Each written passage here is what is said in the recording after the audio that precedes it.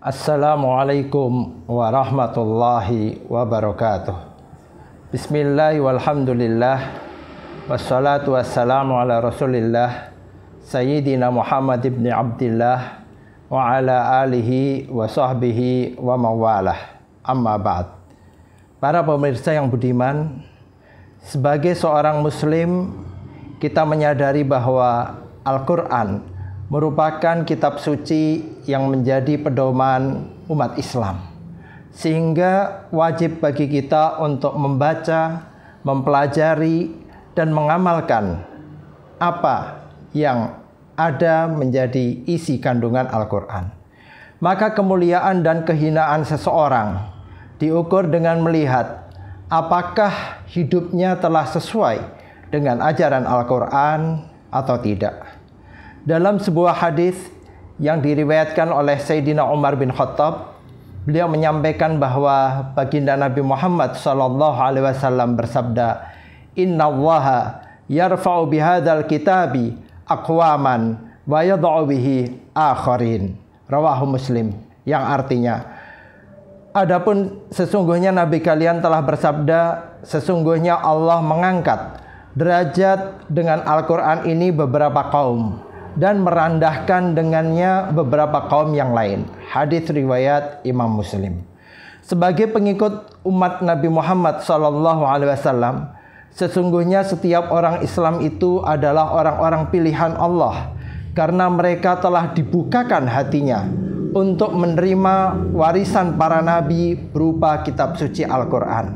Di dalam surah Fatir ayat 32, Allah berfirman, A'udzu billahi minasyaitonir rajim. Tsumma awrasnal kitabal ladzina astafaina min ibadina faminhum zalimun linafsihi wa minhum muqtasidun wa minhum sabiqun bil khairati biidznillah. Dzalika huwal fadlul kabir. Shadaqallahul azim. Yang artinya, kemudian kitab Al-Quran ini kami wariskan kepada orang-orang yang kami pilih di antara hamba-hamba kami.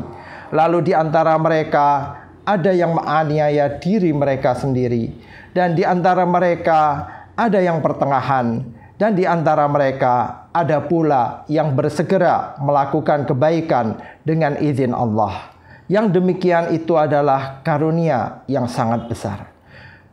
Pemirsa yang budiman, oleh karena itu kita wajib bersyukur kepada Allah Subhanahu wa Ta'ala, karena Dia telah memberikan hidayah kepada kita untuk mengikuti kebenaran yang disampaikan oleh Nabi Muhammad SAW.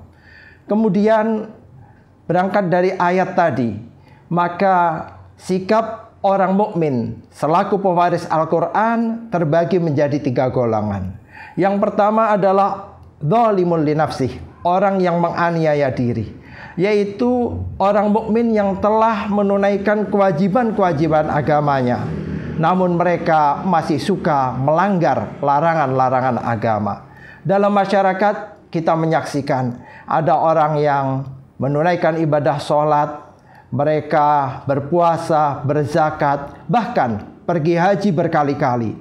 Namun di sisi lain perilaku mereka ternyata masih terbiasa melakukan praktek riba, masih melakukan korupsi. Ada pula yang masih berzina atau berselingkuh dan sebagainya.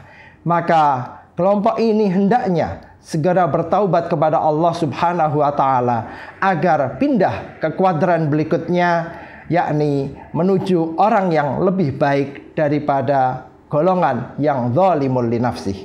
Pemirsa yang budiman, kemudian kelompok yang kedua yaitu muqtasid, orang yang pertengahan. Orang kelompok ini tidak melakukan hal-hal yang melanggar larangan Allah.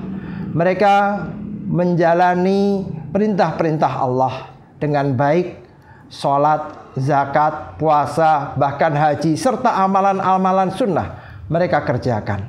Namun dalam prakteknya mereka masih terjebak untuk melakukan hal-hal yang sifatnya sia-sia, yang sifatnya tidak berfaedah, tidak bermanfaat, seperti menyia-nyiakan waktu, seperti kemudian bersenda gurau yang tidak ada makna atau tidak ada artinya, atau menyia-nyiakan rezeki seperti masih menghisap rokok dan sebagainya.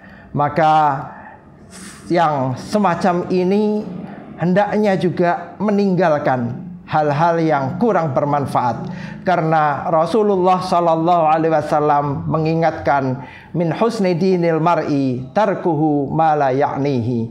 Di antara tanda bagusnya agama seseorang yaitu dia meninggalkan sesuatu yang tidak berguna bagi dirinya, yakni yang bukan merupakan sesuatu mendatangkan kemaslahatan untuk dirinya. Ma'asyiral muslimin, pemirsa yang budiman. Dan kelompok yang ketiga adalah sabiqum bil khairat, orang-orang yang bersegera untuk melakukan kebaikan, yaitu orang mukmin yang mengerjakan seluruh kewajiban-kewajiban agamanya, lalu kemudian disempurnakan dengan memperbanyak amalan-amalan sunnah yang diajarkan dan diwariskan oleh Rasulullah Sallallahu Alaihi Wasallam. Mereka berusaha mengisi waktunya dengan seoptimal mungkin, tidak hanya sekedar meninggalkan hal-hal yang dilarang, tidak hanya sekedar menjauhi hal-hal yang kurang berguna, yang sifatnya makruh, tetapi mereka bergeser kepada kuadran yang sunnah-sunnah. Artinya waktu-waktu mereka dioptimalkan untuk diisi dengan amalan-amalan kebaikan yang mendatangkan nilai bobot pahala, sehingga memenuhi catatan amal kebaikan mereka. Inilah yang disampaikan oleh Rasulullah, kelompok yang disebutkan khairun nasi anfa'uhum linnas. Sebaik-baik manusia adalah yang paling berguna untuk orang lain. Pemirsa yang budiman, oleh karena itu marilah kita teliti, kita bermuhasabah terhadap apa yang kita amalkan selama ini pada diri kita masing-masing. Sudahkah kita mengoptimalkan waktu-waktu kita untuk tidak hanya sekedar beramal soleh, menjalankan kewajiban-kewajiban, tetapi juga menghindari segala yang tidak bermanfaat dalam kehidupan kita, sehingga kita tergolong kelompok yang ketiga tadi, sabiqum bil khairat, yang bersegera untuk melakukan kebenaran, kebaikan, sehingga catatan perjalanan hidup kita bukan hanya untuk menggapai husnul khatimah, tetapi juga perjalanan hidup kita adalah husnus sirah, perjalanan hidup yang baik, pantas menjadi suri tauladan bagi anak, keturunan, dan orang-orang di sekitar kita. Semoga ini bermanfaat. Sampai jumpa di lain kesempatan. Hadanallahu wa iyyakum. Wassalamualaikum warahmatullahi taala wabarakatuh.